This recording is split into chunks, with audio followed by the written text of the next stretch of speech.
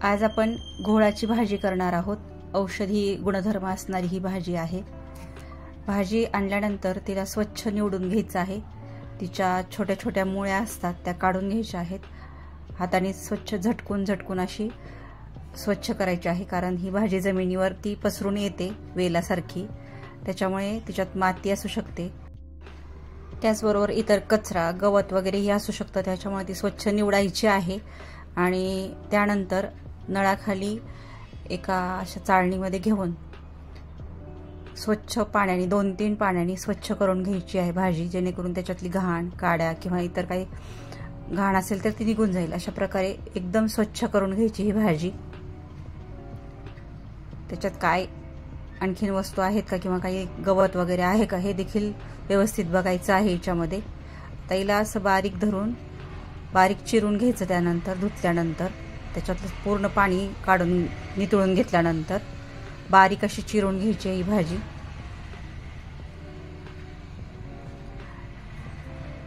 ही आरोग्यासाठी खूपच फायदेशीर असणारी भाजी आहे। अन्न पचनास आपल्या मदत करते। याच्यामुळे आपल्या यकृताचं कार्य देखील सुधारतं। हृदयाच्या आरोग्यासाठी देखील ही घोळाची भाजी चांगली आहे। याच्यामुळे आपलं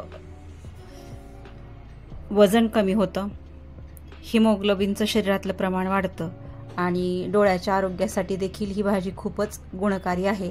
त्याच्यामुळे आपल्या आहारात तिचा समावेश असणं फायद्याचं आहे। हे पहा, आता इथं मी बारीक अशी चिरून घेतलेली आहे भाजी। याच्यानंतर याच्यामध्ये कढईमध्ये आता मी 2 ते 3 चमचे तेल घालून घेते। तेल चांगलं गरम झाल्यानंतर 1 चमचा मोहरी आणि मोहरी तडतडल्यानंतर याच्यात 1 चमचा जिरं तेलात घालून घ्यायचं आहे। यानंतर लसण आणि अद्रकची पेस्ट 1 चमचा घालून घ्यायची। लसण चांगला तेलामध्ये भाजल्यानंतर याच्यात आता आपण जो कांदा चिरून घेतलेला आहे तो कांदा घालून घ्यायचा। याच्यात आता बारीक कांदा चिरून घ्यायचा आहे। इथे थोडासा तांबूस रंग कांद्याला येऊ द्यायचा आहे। आणि याच्यानंतर याच्यामध्ये आपण 1 चमचा लाल तिखट घालणार आहोत, पाव चमचा हळद आणि 1 चमचा धणे जिरे पावडर। हे मसाले टाकल्यानंतर थोडंसं परतून घ्यायचं याला।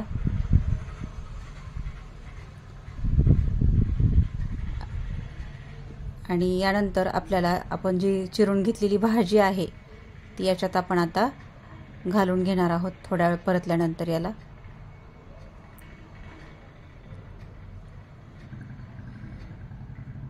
ही भाजी घालून घ्यायची आता आपण याच्यामध्ये।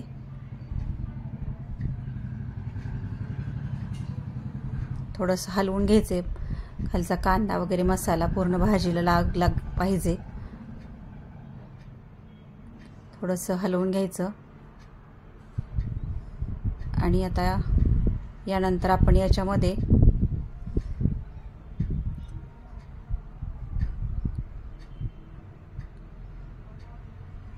थोडंसं चवीप्रमाणे मीठ घालणार आहोत। चवीनुसार याच्यात मीठ घालायचं आहे।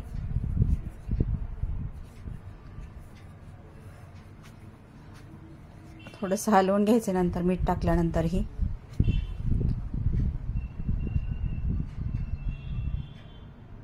मध्ये आधी असं हलवत राहायचे भाजीला आणि थोड्या वेळाला झाकण घालून घ्यायचं आहे। वाफेने भाजी पटकन शिजते। ही अगदी 5 ते 10 मिनिटात होते। भाजी शिजायला फार कमी वेळ लागतो ही भाजी शिजायला। आणि एखादी वाफ काढून घेतल्यानंतर मी 1 चमचा शेंगदाण्याचं कूट घेतलेलं आहे ते घालत आहे।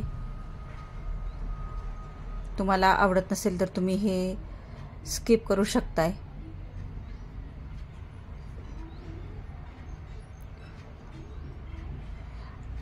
आणि थोड्या वेळ एक 2 मिनिट हलवायचं आहे फक्त आता आपल्याला इथे. आणि आता ही जवळजवळ आपली भाजी झालेली आहे. पण अगदी पटकन होते ही भाजी आणि आंबूस अशी या भाजीची चव लागते. लहान मुलं देखील आवडीने खातात अशा पद्धतीने जर बनवली तर. हे पहा, आपली भाजी आता तयार झालेली आहे. खूपच सोपी आणि गुणकारी अशी ही आपली भाजी आहे. शरीराला व आरोग्याला हितकारी असणारी ही भाजी आपल्या आहारात एकदा तरी समावेश करून घ्यायलाच पाहिजे या भाजीचा आपण. ही भाजी तुम्ही एकदा नक्कीच करून पहा, नक्कीच तुम्हाला आवडेल.